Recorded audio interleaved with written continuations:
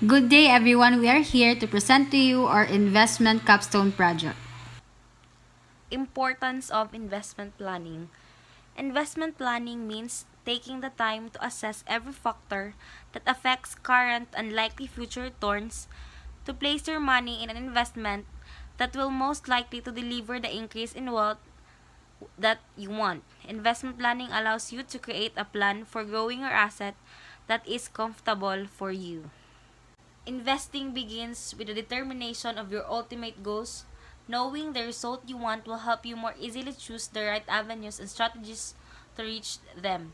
Defining your goals, such as earning money for a big purchase or growing your retirement fund, is an important part of investment planning that allows you to look at the big picture when creating and reassessing your investment plan. These are the investment options. The first one is the S&P index. The second one is the PSA index. The third one is the gold. The fourth one is the Bitcoin. The fifth one is the Philippine Treasury bonds. The sixth one is the payoff debt, and the last one is the US dollars. So, the S&P index, the first investment option. So the S&P index, or the Standard and Poor's 500 index, is a market capitalization weighted index of the largest publicly traded companies in the US. It is not an exact list of the top 500 US companies by market capitalization because there are other criteria to be included in the index. The index is widely regarded as the best gauge of large cap US equities. Other common US stock market benchmarks include the Dow Jones Industrial Average, or the Dow 30, and the Russell 2000 Index, which represents the small cap index. This according to Kenton 2021.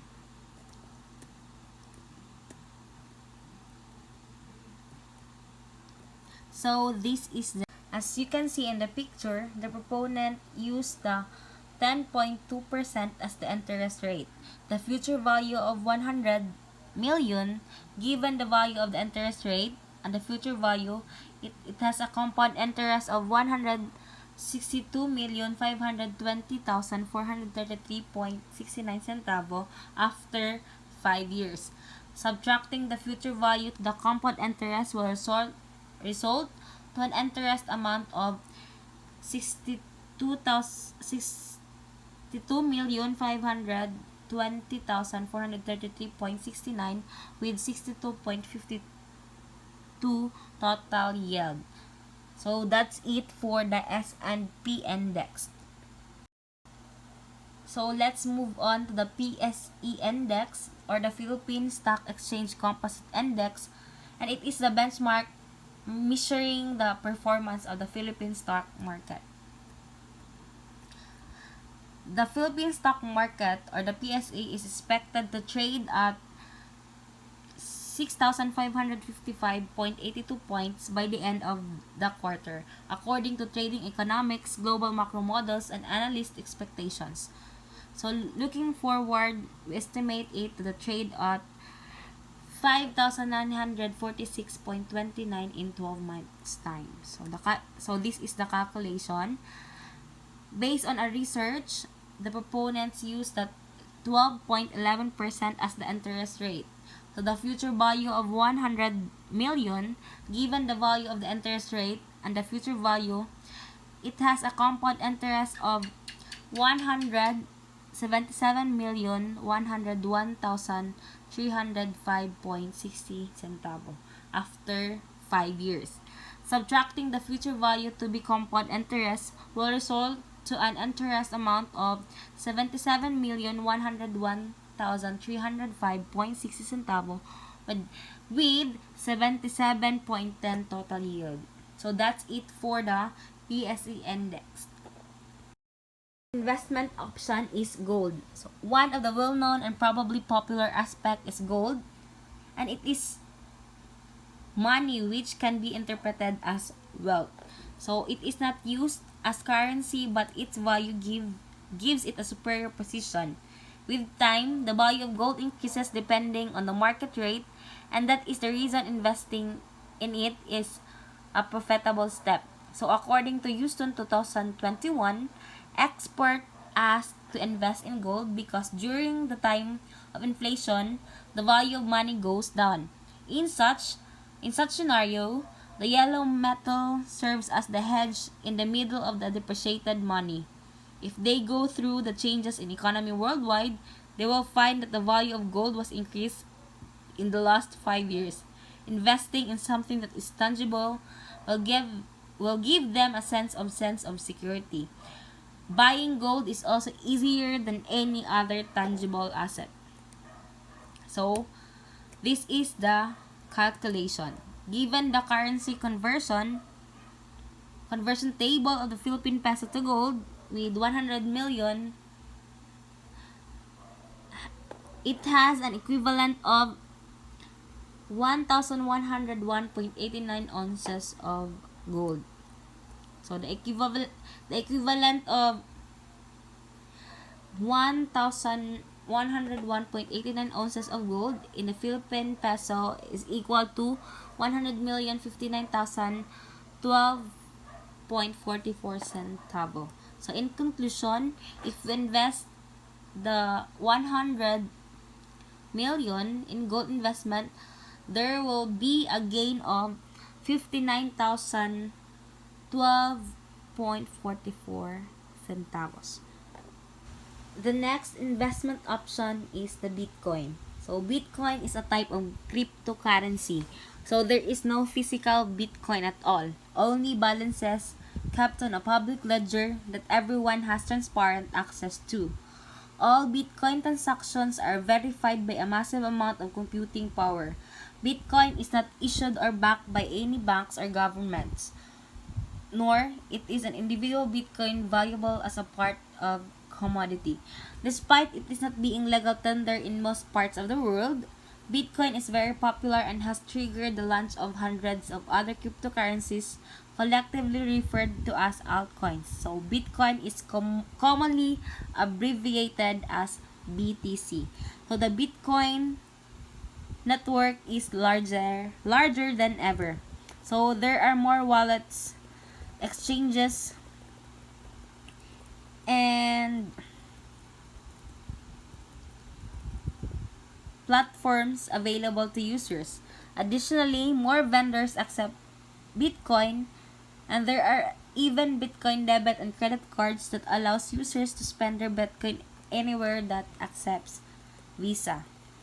These innovations, coupled with a growing DApp sector, means that Bitcoin is set to expand for the foreseeable future. Additionally, there are various next-generation Bitcoin-based financial products such as EFTs available to the public. Each of these products help to bring the traditional market into crypto sector. The price of Bitcoin is determined by supply and demand. When demand for Bitcoins increases, the prices also increases. And when demand falls, the price also falls.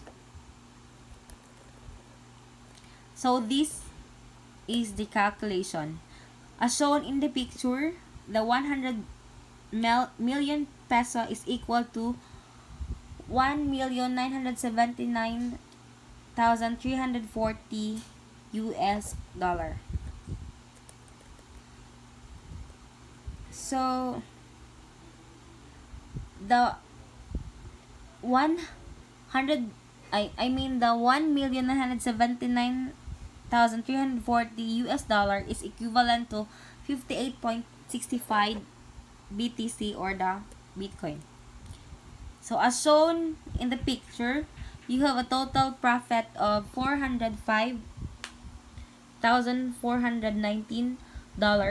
Converting the dollar total profit will result to 20,466,311.48 peso. So in conclusion, if we invest the Philippine or the 100 million peso to Bitcoin, it will gain 20,466,311 8,311.48 peso. So that's it for the Bitcoin. The next investment option is the Philippine Treasury Bond. It's risk-free investing. This sounds like an opening line from an investing scam game. We know what you think and perhaps you are correct. How might a risk-free investment be anyway? Conventional wisdom about investment says that if you want profits, you must accept risk and we do not object to that. But there is an aberration. As with all the norms we take for normal, an exception to the rule. So, the retail treasury bonds are medium to long-term investment issued by the government of the Philippines that makes securities available to small investors through its saving mobilization program. These investments are generally referred to as low risk and inexpensive. But how low is the risk? Whether you are a person or a company, retail treasury bond or R3B allows your investment and expansions with a very little danger or loss. It's a fixed income security which essentially implies that over a certain term, you receive a certain interest rate every year, promising to refund the principal at maturity. So the bond issued by a government is often issued and denominated in the native currency of the country. Bond issues in foreign currencies by national governments are usually referred to as sovereign bonds. The return that investors are required to loan cash to governments reflect inflation forecast and the profitability of debt payment. So this is the calculation.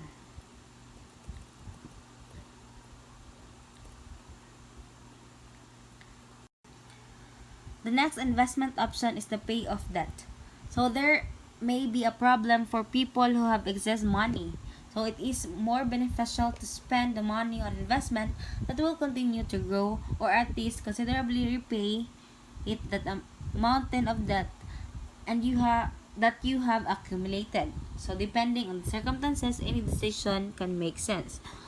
So it's an excellent scenario to have some additional income. So it is a decision that can only you make to either invest that money or utilize it to pay off your obligations. So however, either usage is better than just expenditure. Whatever route you follow, you will find yourself in a better financial condition than before.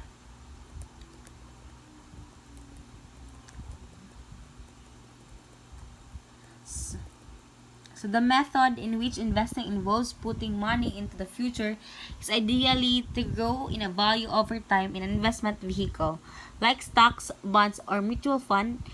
Debt, on the other hand, is the money you spend, which is charged to you by a lender. Unpaid left, this debt will increase and increase. So with increased charges that add to the balance and interest charges, it does not have to be a decision to pay debt versus investment. So you can and you should do both sometimes. For example, you should wish to spend some of your money to build a fund. If you don't already have an urgent fund, while you use the remainder to pay down the obligations, a low risk and highly liquid investment which is easy and fast to use like a money market mutual fund is an excellent place to put your your emergency cash. So that's it. So this is the result. So the entire debt is 800 million, 80 million rather, with an interest rate of 1% based on the data described above. The amount of interest is 8 million per year and we are expected to increase it by 5 years, so the whole amount of interest would thus be 4 million. So the last investment option is the US dollar. So you may already have a diverse stock portfolio, but you are still searching for other methods to spend your cash. So maybe you're lucky to save US money by working abroad or running a prosperous business. or perhaps you are one of the million in the Philippines who benefit from OFW funds. Anyway, one of your goals is to invest money, increase your wealth, and prepare for the future. You may already have a diverse stock portfolio, but you are still searching for other methods to spend your cash. So maybe you're lucky to save US money by working abroad or running a prosperous business. The Philippine investment habits improving. So the Filipino countries are growing financially more accountable with more thousands of people are medium income investing. So indeed, there are substantially increases in the number of newly created securities investments accounts. So statistics from the Stock Market Investor Profile Report of the Philippine Stock Exchange revealed that the total number of accounts exceeded the threshold of 1 million so 25.4% over the previous year. So the newly created Filipino with securities account is between the ages of 18 and 44. The same research shows that 21.5% of all shareholders are between 18 and 29 years old, up from only 16.2% in 2017. However, investors between 30 and 44 years of age still account for 43.1% of the stock market holdings, thus between 45 and 59 are 21.6% compared with 13.9% in the 60s and higher. So according to the PSA, the growth in young investors is mostly because internet financial transactions are rising in popularity. So the economy is continuing to flourish, and further Philippine professional will spend their discretionary money in the stock market, and the middle class will expand. But it won't help you realize the full potential of your money by investing solely in local stocks.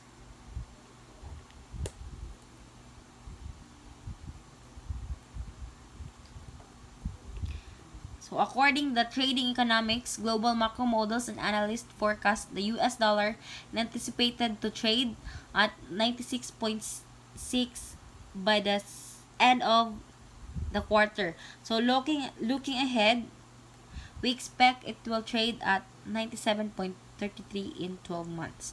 So these are the results. So, this is the result of the calculation. So, based on the calculation, based on growth of 1% per year, in 5 years' time, the investment will grow 105,101.5 US dollars. And this represents the total growth of 5,101,000 and 5 US dollars. So that's it for the US dollar investment. Our conclusions.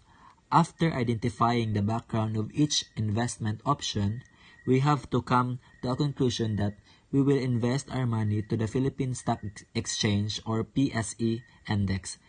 Based on our research, the proponents use the 12.11% as the interest rate.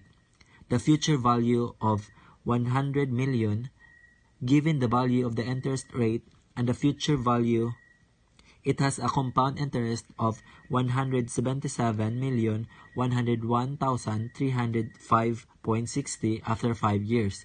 Subtracting the future value to the compound interest will result to an interest amount of 77,101,305.60 with 77.11 total yield.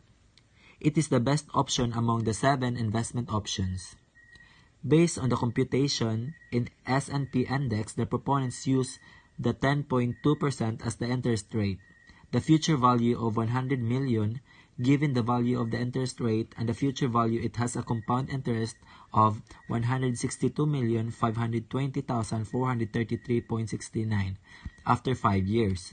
Subtracting the future value to the compound interest will result to an interest amount of 62,520,433.69 with 62.52 total yield. In gold, if we invest the 100 million in gold investment, there will be a gain of 59,012.44. In Bitcoin, converting the dollar total profit will result to 20,466,311.48. In conclusion, if we will invest to 100 million to Bitcoin, we will gain 20,466,311.48. In Philippine Treasury bonds, the total yield would be 12.45, interest amounting to 12,452,618.82, and with a future value of 112,452,618.82. The entire debt is 80 million with an interest rate of 1% based on the data described above. The amount of interest is 8 million per year, and we're expected to increase it by 5 years. The whole amount of interest would thus be 4 million. Lastly, in US dollar, would give us the growth rate of US dollar 105,101,005.01 and a total growth of US dollar 5,101,5.1. And for our recommendation, the term investment may bring up thoughts of Atlantic New York Stock Exchange, or you may believe it is reserved for those who are wealthier, older, or further advanced in their careers than you. However, nothing could be further from the truth. Investing in the finest method to increase your money when done wisely, and most forms of investments are available to almost anyone, regardless of age, income, and profession. Financial options are used to hedge risk and purchasing contracts that will pay out if something with unfavorable financial effects occurs, or to allow traders to maximize earnings while limiting downside risks.